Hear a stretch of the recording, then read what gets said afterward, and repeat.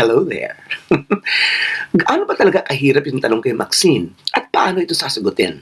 Muli nating balikan ang nakagigimbal at nakapanghihinayang na moment ng question and answer portion with Miss Philippines, Maxine Medina. Let's go. During the commercial break, we randomly picked an order. Philippines is first. Philippines.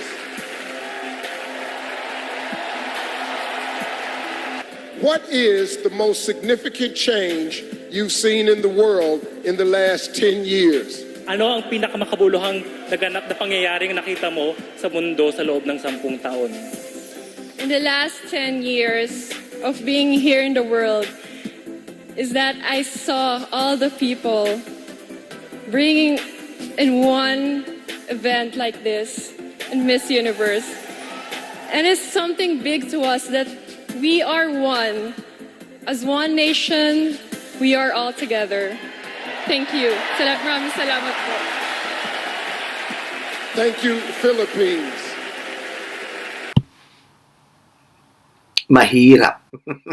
Kahit ako siguro maaat-at. Dahil bigla kang isasalang doon, ikaw yung unang-una, at ang question ay napakalawak. Hindi pwedeng komo o rubato kung magdadakdak ka non-stop, kaya mo yan. But personally, I really wouldn't know how to answer that in a very quick manner because you were not given an hour to answer.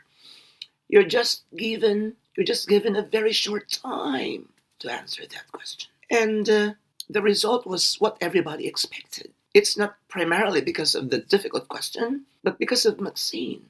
Everybody was anticipating that she would fall flat once again with her answer because she's very consistent from the very beginning. From the moment she won Binibining Pilipinas until the very last time, during the finals night, she's very consistent. There is always something missing. There's always something wrong. There's always some mistakes. There's always an error. There's always a blunder. There's always a dud moment. And we cannot blame the Filipino people. We can always say that, ang daming bashers and everything. Actually, majority are not bashers.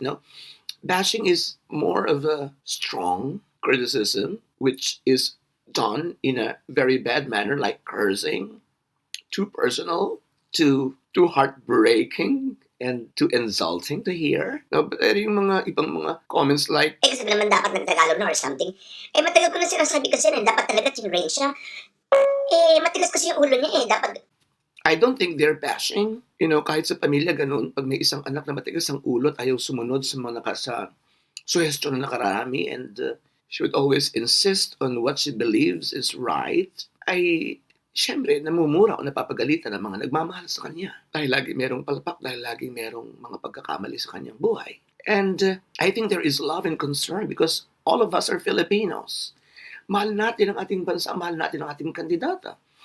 Kahit na hindi pabor yung ilan na siya mag-represent kasi marami mga maka-Kylie, marami mga maka-Nicole, Cordovez and Manalo, both, ay hindi maitatatuwa na solid tayo sa pagsuporta. Sa oras na nanonood tayo ng Miss Universe 2016, lahat ay habol ang hininga sa pagnanais na makapasok si Maxine. Marami mga nagsisigawan, marami mga naglulundagan sa kaligayahan tuwing makakapasok si Maxine sa top list. From 13 to 9 to 6. And I don't want to add more insult to injury. Ayoko nang muli pang balitaktakan si Maxine at ang kanyang mga handlers kung bakit ganito, kung bakit gano'n. Lahat naman ay may dahilan. Maaaring hindi talaga nababagay. O maaaring hindi pa napapanahon na mayroong isang kandidatang malakas ang loob na ipagsigawan sa buong daigdig o sa buong sanlibutan ng ating wikang Filipino. But her question sa Miss Universe 2016 ay unawain na natin at tanggapin natin na talagang mahirap. It's really difficult because it covers a wide range of information and possible answers. Mula sa teknolohiya hanggang sa pandaigdigang solusyon sa edukasyon, agham, terorismo at kung ano pa. It's maaaring maaat-at ako kung nandun ako. Ang pinakamataas na may sagot ko siguro ay yung tungkol sa technology na siguro ay kung pakakalilimiin natin ay napakababa pa sa posibleng maaari pang maging sagot sa tanong na ito. Maaari mayroong mas malalim pa kung makakaisipin natin. If we would like to come up with a very intellectual answer So, hindi lang siguro gadgets and communication. Ako, sa palagay ko, at huwag na tayong magpakadetalye dyan. Tingnan na lamang natin ang mga naging sagot ng netizens at ng kung sino-sino pa sa nakahihindik na tanong na ito. Once again, this is a question. What is the most significant change you have seen in the world in the last 10 years? And these are the answers from the whole Philippines! Panoorin natin ang mga ito. At piliin natin ang the best and the worst. Hala, tara na. Nangangatin na lalamunan ko. A lot of answers are on social media. Let's read some of them. And there's one from my friend Ota Maria Rowena or Wawi. She sent an answer from her friend. Here it goes. We now have Facebook, Twitter, and the likes. They have given us platform to express ourselves and be who we really are. Also, it is a venue to voice our opinions and ideals regardless of race, gender, and nationality. The most significant change is how our country survived after the Yolanda tragedy, migration.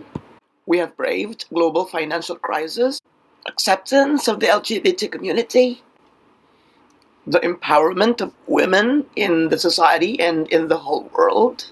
My friend Katrine, who is a singer and blogger, also has something to say. Let me read it. It's the climate change. Not only did it affect my own country, but it's clearly disrupted a number of nations around the world. And this is one of the focuses, and one focus on Madame Crown's universe. Create awareness and execute campaigns that will drive how a person can contribute to make the earth a better place for future generations to live in.